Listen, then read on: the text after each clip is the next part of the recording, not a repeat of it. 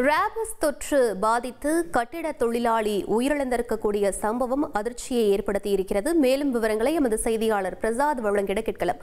பிரசாத், முழு விவரங்கள் என்ன பதிவு பண்ணுங்க. வணக்கம். நெல்லை மாவட்டம் களக்காடு அருகே சிதம்பரபுரம் பகுதியைச் சேர்ந்தவர் ராமசாமி மகன் ஐயப்பன்.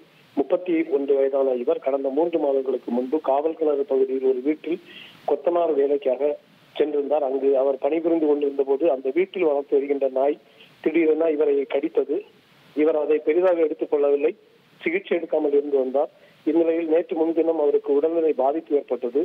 தொடர்ந்து அவர் அருகில் உள்ள தனியார் மருத்துவமனையில் சிகிச்சை பெற்றார். பின்னர் நோய் குணமாகாத நிலையில் தொடர்ந்து ஆசாரிப்பள்ளம் அரசு மருத்துவக் கல்லூரி மருத்துவமனையில் சேர்க்கப்பட்டார். அங்கு தொடர்ந்து சிகிச்சை அளித்தும் பலனின்றி அவர் உயிரிழந்திருக்கிறார். இந்த சம்பவம் அந்த பகுதியில் பரபரப்பை ஏற்படுத்தியிருக்கிறது. விவரங்களுக்கு நன்றி பிரசாத்.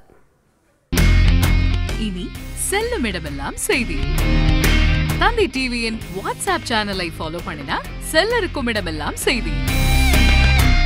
இதோ QR கோட் இப்பவே ஸ்கேன் பண்ணுங்க, ஃபாலோ பண்ணுங்க.